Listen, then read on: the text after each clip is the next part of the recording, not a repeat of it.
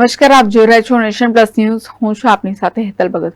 મહારાષ્ટ્ર બાદ સૌથી વધુ ભક્તિભાવપૂર્વક ગણેશ ઉત્સવ એ વડોદરા ખાતે ઉજવાય છે, જેમાં વિવિધ ગણેશ મંડળો દ્વારા આકર્ષક ડેકોરેશન કરવામાં પણ આવે છે. ત્યારે વડોદરા ગણેશ મંડળના પ્રમુખ જય ઠાકોર દ્વારા તંત્ર સામે ઉગ્ર રજૂઆત કરતા જણાવવામાં આવ્યું હતું કે ગણેશ મંડળોને ગણેશ ઉત્સવ ઉજવવા માટે પણ રાજકારણીઓના અહેમને સંતોષવો પડે છે.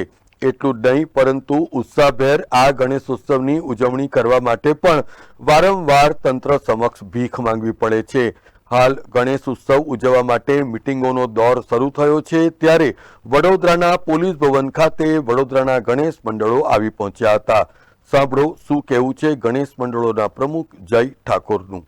આજરોજ માનનીય પોલીસ કમિશનર સાહેબે વડોદરા ગણેશોત્સવ સમિતિની સાથે ફરીથી મિટિંગ કરવાનું જણાવેલું હતું.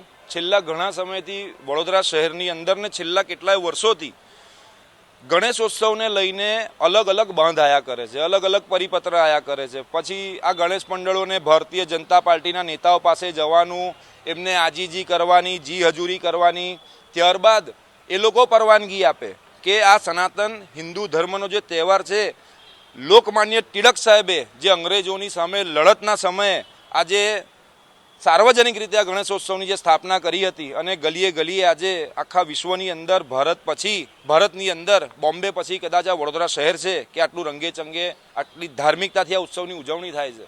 પણ આ ભારતીય જનતા પાર્ટીના નેતાઓએ એને એ હદે લઈ ગયા છે કે અમારે અમારા ઉત્સવને ઉજવવા માટે એમની પાસે ભીખ માંગવી પડે છે કે સાહેબ અમને અમારો ઉત્સવ ઉજવવા દો. હદ થઈ ગઈ છે. એક અલગ જ પ્રકારનું રાજકારણ આજે વડોદરા શહેરની અંદર ચાલી રહ્યું છે.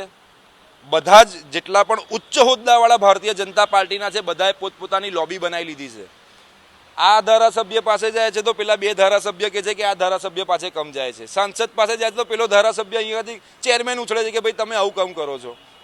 એટલી ખરાબ નિમ્ન કક્ષાનું રાજકારણ આજે વડોદરા શહેરની અંદર ભારતીય જનતા પાર્ટીનું ચાલી રહ્યું છે. અને આજે એક સામાન્ય કાર્યકર જે ભારતીય જનતા પાર્ટીનો જે વફાદાર કાર્યકર્તા છે, આજે એને પસ્તાવો થઈ રહ્યો છે કે હું આ કઈ પાર્ટીની અંદર આજે કાર્ય કરી રહ્યો છું. એવા મને ઘણા બધા લોકો મળ્યા છે. આજે ગણેશોત્સવને લઈને જે આગમન યાત્રા ઉપર રોક નાખવામાં આવી હતી 11 થી 16 તારીખની, એને લઈને આજે વડોદરા ગણેશોત્સવ સમિતિની સાથે મિટિંગ હતી. એ અગાઉ વડોદરાના સાંસદ છે, ધારાસભ્યો છે, ઘણા બધા આવ્યા છે, આજે મિટિંગ કરી રહ્યા છે.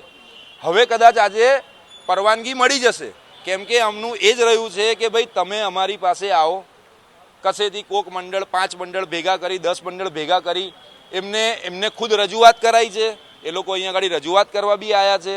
આવું ભીખમાં ઉત્સવ લેવું એના કરતાં ઉત્સવ ન ઉજવવો, ધર્મ પરિવર્તન કરી લેવું છેલ્લે, એ જ સૌથી વધારે આપણા માટે સારું છે.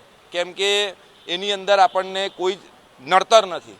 આજે ટૂંક જ સમયની અંદર તમને અહીંયા આગળથી પરિણામ મળી જશે કે શું છે, વડોદરા ગણેશોત્સવ કેવી રીતે ઉજવાશે, એ ટૂંક જ સમયની અંદર આપને માહિતી મળી જશે. અમે ભારતીય જનતા પાર્ટીના જ છે, અમે ના નથી પાડતા. હું વ્યક્તિગત રીતે કોઈ પણ પક્ષમાં નથી જોડાયેલો, પણ હિન્દુત્વ માટે, સનાતન ધર્મ માટે અમે કામ કરીએ છીએ. પણ આ જ સનાતન ધર્મના તહેવારો પર જ્યારે ભારતીય જનતા પાર્ટી નિમ્ન કક્ષાનું રાજકારણ કરશે તો અમે બોલીશું. અમારું જે થવાનું હશે થશે, અમને વાંધો નથી. પણ આ નિમ્ન કક્ષાનું રાજકારણ વર્ષોથી આ થતું આવ્યું છે અને આગળ બી થતું રહેશે. જો આના સામે વડોદરાની જનતા અવાજ નહીં ઉઠાવે તો આ જ પરિસ્થિતિ વારંવાર થતી રહેશે. પરિબળો શું? આની અંદર ચોખ્ખું દેખાય છે કે તમારે તમારા સનાતન ધર્મનો ઉત્સવ ઉજવવો હોય તો પણ તમારે ભાજપ પાસે ભીખ માંગવી પડશે.